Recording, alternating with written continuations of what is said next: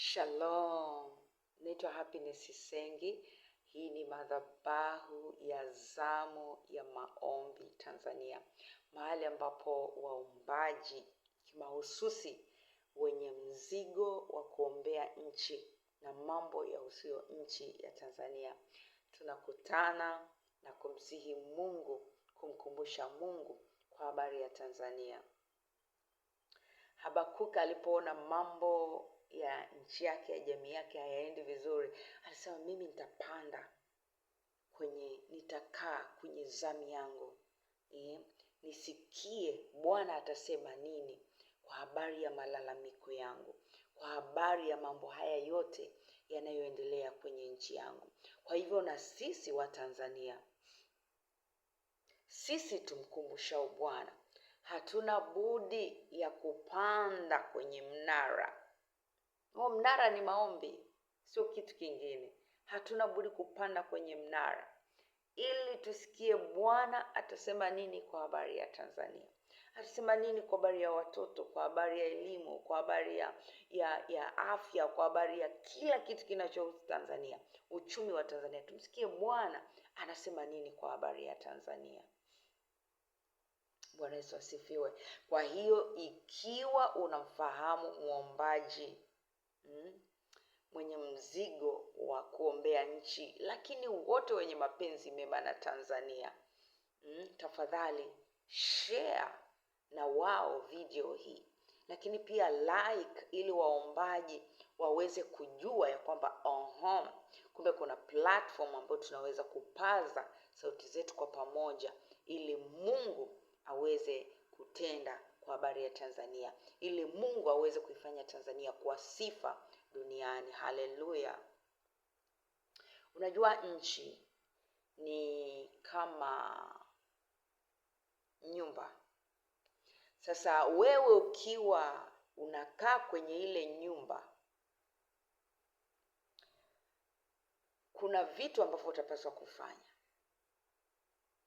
Na ikiwa ile nyumba inavuja, haitajalisha kama wewe unafanya usafi sana, haitajalisha kama wewe unatandika kitanda chako vizuri, kama wewe unaleta vitu vya thamani mle ndani, haitajalisha. Vile vitu vitaishia kuharibika kwa sababu nyumba inavuja. Kwa Tanzania ni nyumba yetu. Kwa ikiwa kuna mahali popote pale panavuja, ina maana sisi tukijitahidi sana kufanya nafasi yetu, ukasema mimi ninapambana Bwana, napambana, nitafanikiwa tu. Ukasema mimi Bwana nasoma kwa bidii, nafanya kazi kwa bidii, nafanya nini, ikiwa nchi haitakuwa vizuri, ikiwa kuna kuvuja, kufanikiwa kwako kutakuwa kwa taabu sana. Ndio maana tunapaswa kuiombea nchi, ili popote pale ambapo yamkini kuna matundu au kuna possibility ya kuvuja, paweze kuzibwa, parekebishwe, tukae mahali palipo salama. Tukae mahali palipo salama. Haleluya. Okay. Kwa hiyo wiki hii tutakuwa tunaombea zaidi walinzi wa Tanzania. Na ni operation ya kuamsha walinzi wa Tanzania. Of course tunajua we get tired. Sisi kama binadamu inafika mahali unachoka. Unachoka, unataka kupumzika, inafika mahali unakosa motisha, lakini Mungu ametukusudia mema. Mungu anatuwazia mema waombaji. Waombaji, hata ikiwa ni muombaji wa familia, waombaji, Mungu anatukusudia mema, anatuwazia mema, na ana kitu cha kusema na sisi katika wiki hii. Tuangalie maandiko kutoka Mathayo mlango wa 13 mstari wa 25. lakini tuanze mstari wa 24. Maandiko yanasema, akawatolea mfano mwingine akisema, ufalme wa mbinguni umefanana na mtu aliyepanda mbegu njema katika konde lake. Lakini watu walipolala, akaja adui yake, akapanda magugu katikati ya ngano, akaenda zake. Akawatolea mfano mwingine akisema, ufalme wa mbinguni umefanana na mtu aliyepanda mbegu njema katika konde lake. Lakini watu walipolala, adui yake akapanda magugu katikati ya ngano, akaenda zake. Sasa Mungu amepanda mambo mema, yamkini kwenye familia yako, kwenye iwe ni mkoa wako, iwe ni wilaya yako, nchi ya Tanzania. Mungu amepanda mbegu njema. Hilo ni uhakika kabisa. Mungu amepanda mbegu njema. Mungu anatuwazia mema. Mungu anatuwazia kufanikiwa. Mungu anatuwazia amani. Mungu amepanda mbegu njema. Mungu amepanda mbegu njema ya utumishi katika taifa la Tanzania. Mungu amepanda mbegu ya upendo. Mungu amepanda mbegu ya umoja. Mungu amepanda mbegu ya amani. Mungu amepanda kila mbegu njema. Mungu amepanda ya utajiri na fahari, amepanda katika Tanzania. Amepanda katika familia yako. Lakini maandiko yanasema, watu walipolala, adui akaja, akapanda magugu katikati ya ngano, akaenda zake. Hii inamaanisha nini? Hawa ni wale watu ambao wanapaswa kuwa zamu. Ikiwa shamba lako limepandwa vitu vyema,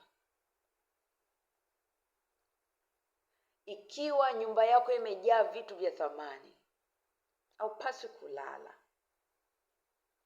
Kanuni zinakutaka ukeshe, ukae kwenye zamu, kuhakikisha kwamba adui haharibu vile vitu. Hapandi magugu kwenye shamba lako, hapandi magugu kwenye familia, hapandi magugu kwenye nchi. Unatakiwa kukaa kwenye zamu yako, kulinda, kwa sababu the enemy is always after your goods.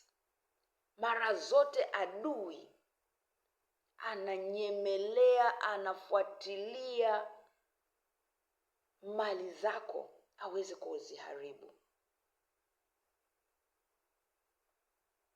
Na maandiko yanasema katika kitabu cha Yohana kwamba adui haji ila avunje, aharibu, aangamize, auwe.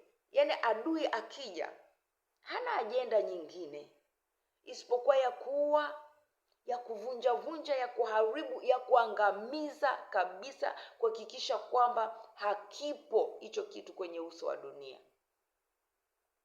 Yaani anahakikisha ameharibu, amefanya umekuwa supu. Yaani umekuwa supu.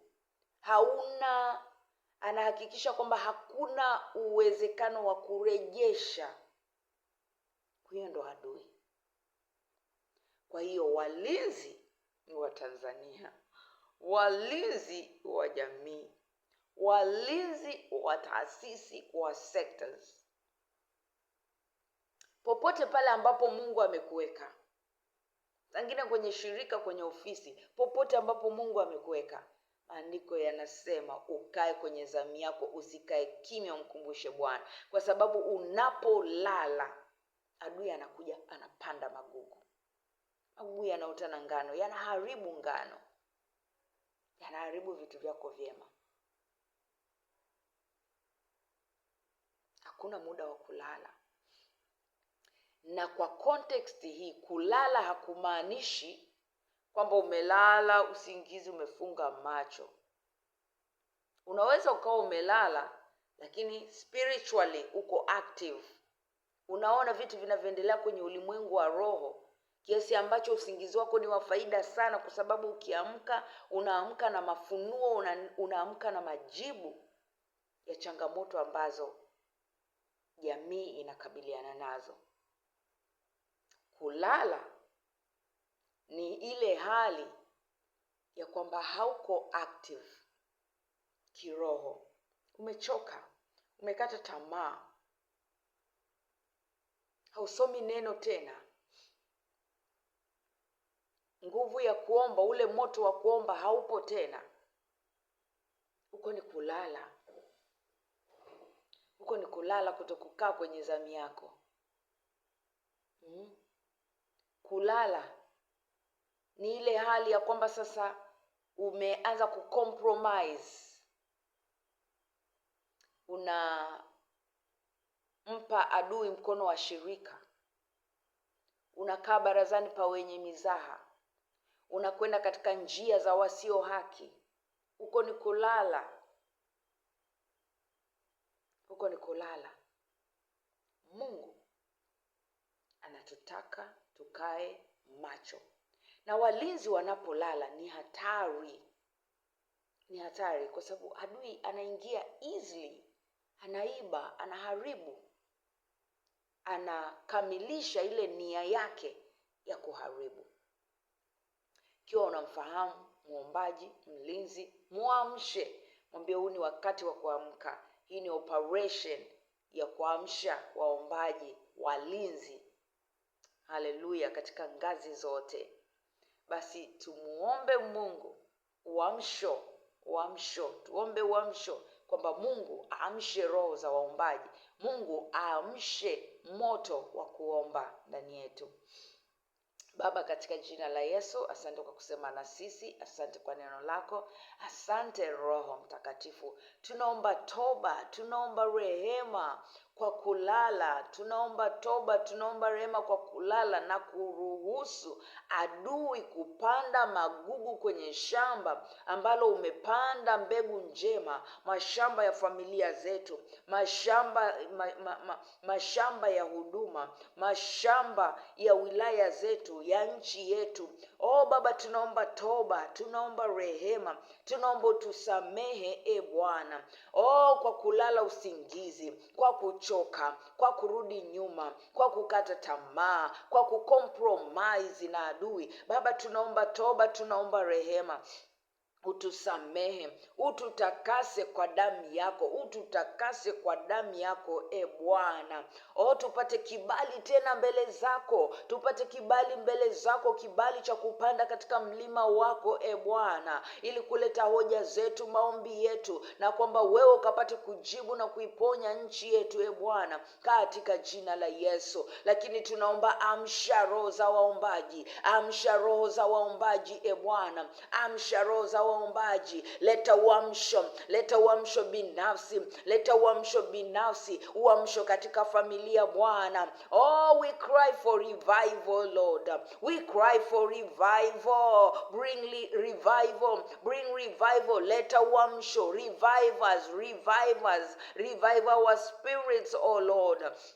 Revive, quicken our bodies, oh Lord, that will be able to carry the agendas of God. Revive us, oh Lord, revive. Amsha roho ya maombi katika familia, katika kanisa, katika nchi. Amsha roho ya maombi, moto wa maombi Bwana. Achilia roho ya maombi, roho ya neema. Amsha Bwana, katika jina la Yesu na kwa damu ya Yesu Kristo. Maana wanaomngojea Bwana hawatachoka, watatiwa nguvu mpya, watapaa kama tai. Katika jina la Yesu na kwa damu ya Yesu Kristo tumeomba. Amen.